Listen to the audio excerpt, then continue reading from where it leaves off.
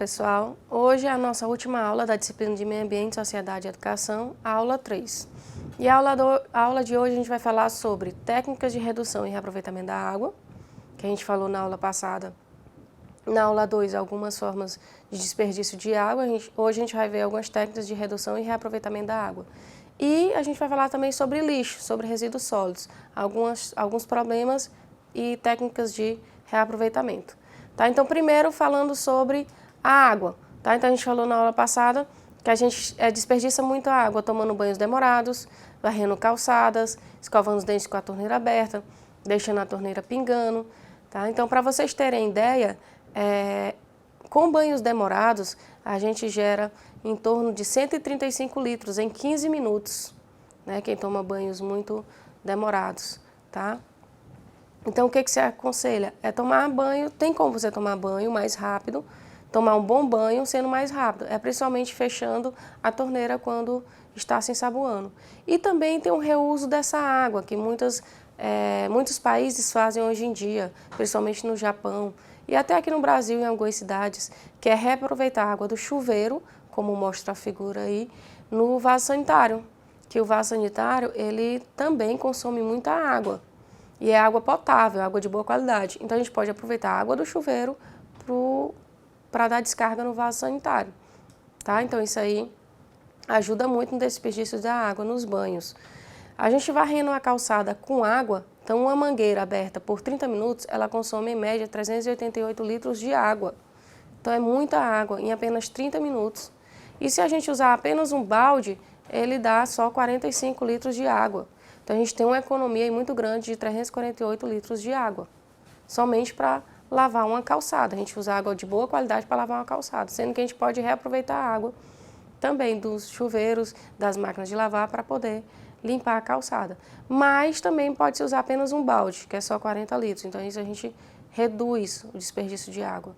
Escovando os dentes com a torneira aberta, tá? Então, a gente gasta geralmente 12 litros em 5 minutos. Então, é muito litro em pouco tempo. Então, como reduzir isso? Fechar a torneira ao escovar os dentes. Com a torneira fechada, é só meio litro que a gente consome de água. Então, é uma diferença muito grande. Em um ano, é possível economizar o equivalente a um carro-pipa, que é 14 mil litros de água, se eu escovar os dentes com a torneira fechada. Tá?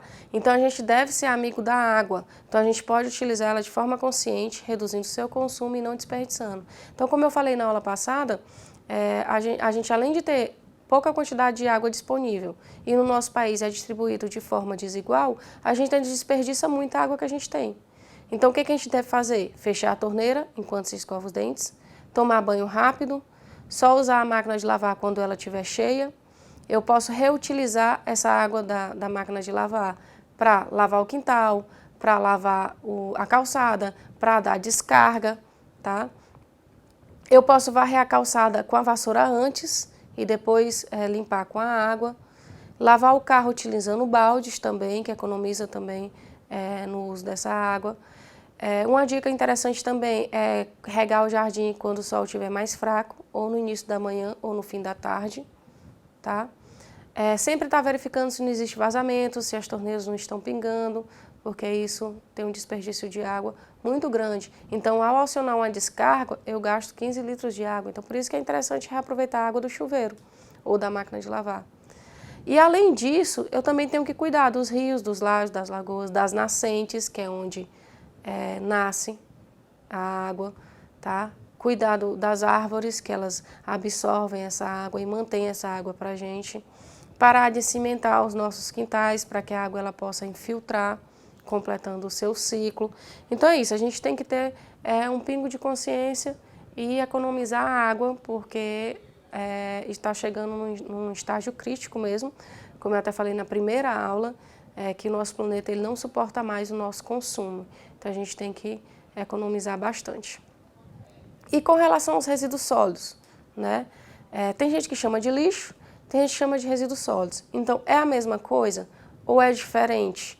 Tá? Então, o lixo, ele é associado à palavra sujeira, restos, né? Ele é derivado do latim, significa cinza. São objetos que não têm nenhum valor econômico, não têm utilidade nenhuma. tá? E resíduos sólidos, esses sim, eles podem ser reaproveitados. Então, eles têm valor econômico. Então, lixo é diferente de resíduo sólido.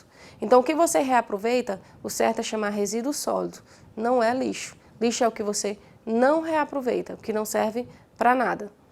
E quais os fatores que determinam na geração desse lixo, certo?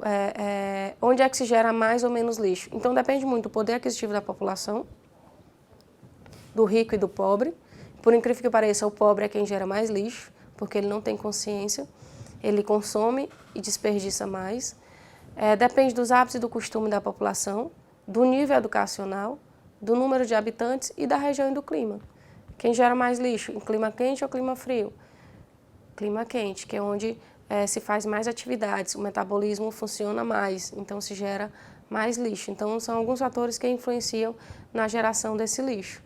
E qual é a origem desse lixo ou dos resíduos sólidos? Pode ser residencial, que são os das nossas residências, comercial, o público, que é aquele de poda e varrição, os serviços de saúde, que eles devem mandar para um local específico para tratamento, os industriais, que eles também devem tratar, e os especiais, que são os radioativos.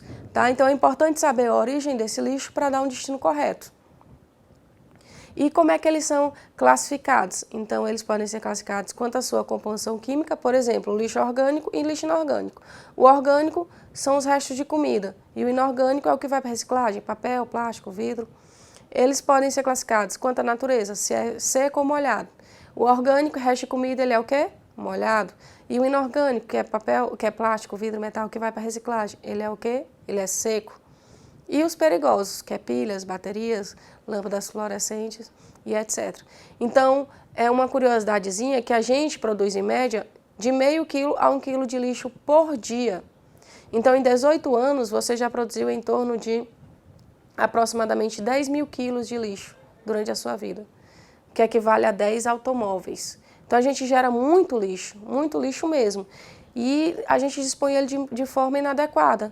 Aí traz uma série de problemas ambientais, problemas no ar, na água e no solo.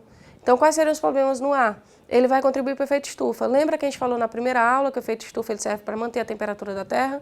Mas aí quando o homem emite CO2 e CH4, que é o dióxido de carbono e o metano, em grandes quantidades, vai aumentar os gases lá na camada e vai aumentar a temperatura da Terra. Então, uma das coisas que faz com que aumente esses gases é o lixo, é a queima desse lixo.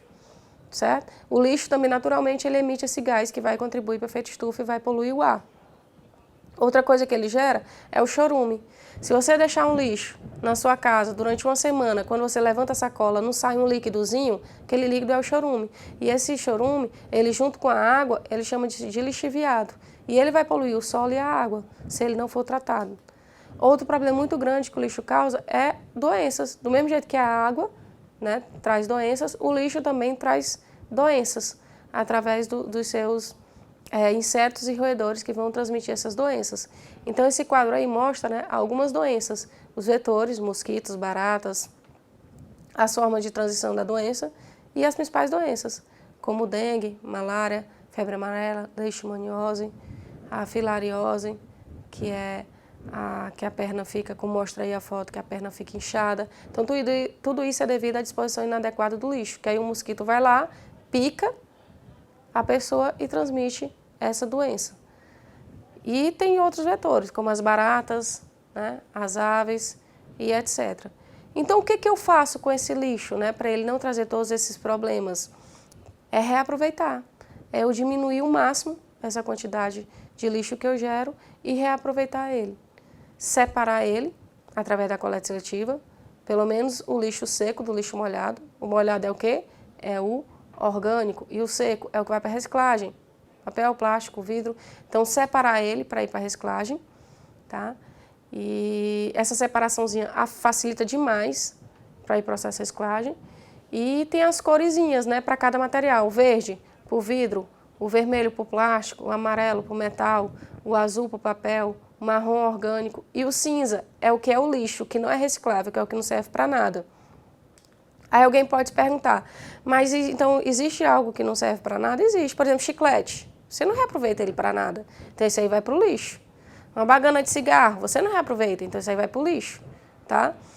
Mas aí eu separando o restante já facilita demais para a reciclagem.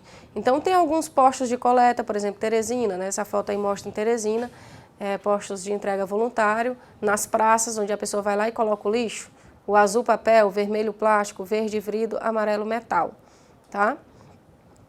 E outra coisa também é reaproveitar ele, reutilizar ele. Por exemplo, garrafa PET, reutilizar para colocar água e outras coisas, potinho de sorvete para colocar feijão, farinha e várias outras coisas que podem ser feitas com o resíduo, né? Que no caso que é reaproveitado já passa a ser resíduo. Então essa foto mostra aí, ó, aproveitamento de pneu para fabricar bancos, para fabricar mesas, para fabricar cadeiras, né? Para fabricar jarros, jardineiras, como mostra a foto aí, um jardim vertical aí na parede com garrafas PETs. Tá? No lugar de jogar fora, você reaproveita ele para N coisas. Uma outra coisa que você pode fazer também é a compostagem, que é o resíduo orgânico, resíduo molhado, transformar ele em adubo, tá? E que ele é muito importante para o solo.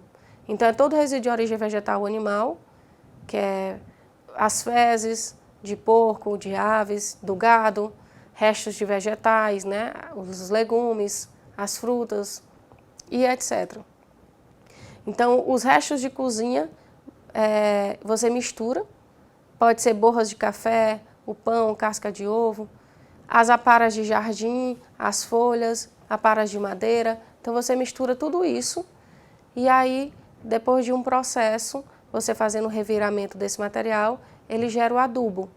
Então, por isso que é importante você separar o lixo seco, que é o que vai para a reciclagem, e colocar lá o material em cada cor correspondente, e o lixo orgânico é o molhado que vai para a compostagem, que você transforma ele em adubo para o solo, certo?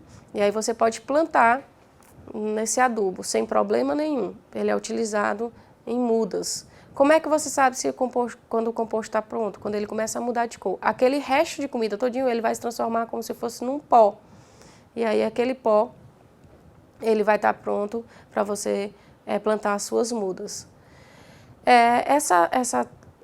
Essa figura, ele mostra mais ou menos o tempo de decomposição de cada lixo, né? Quando você não reaproveita, não reutiliza, quando você descarta ele de forma inadequada.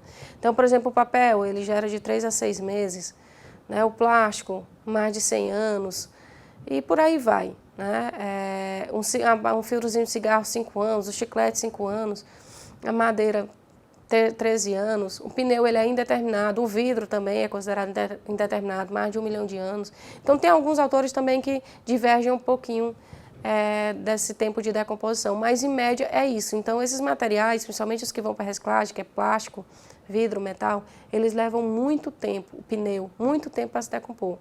Então ele vai ocupar grandes espaços no nosso planeta. Então por isso que o ideal é a gente reaproveitar, é a gente reutilizar. Enviar para reciclagem o que pode ser reciclado, reaproveitar o que pode ser reaproveitado. Aí alguém pode perguntar, mas como é que sabe que o vidro leva mais de 1 milhão de anos? Se ninguém viveu 1 milhão de anos para saber, né? Então, é de acordo com a matéria-prima. Se calculou a quantidade que uma pequenazinha parte da matéria-prima se levaria para decompor, e aí fez o cálculo de quanto o produto todo se levaria para decompor. Então, o interessante é a gente reaproveitar. Primeiro é reduzir a quantidade que a gente gera e segundo, reaproveitar para outra finalidade. A mesma coisa em relação à água, é a gente reduzir o nosso desperdício e reaproveitar ela em outras finalidades, tá? Então, finalizo aqui a nossa aula de hoje e a nossa disciplina de Meio Ambiente, Sociedade e Educação, onde a gente focou mais sobre as problemáticas ambientais relacionadas ao ar, à água e ao lixo e formas de reduzir e reaproveitar para a gente não desperdiçar os recursos naturais e não causar mais problemas no meio ambiente. Obrigada.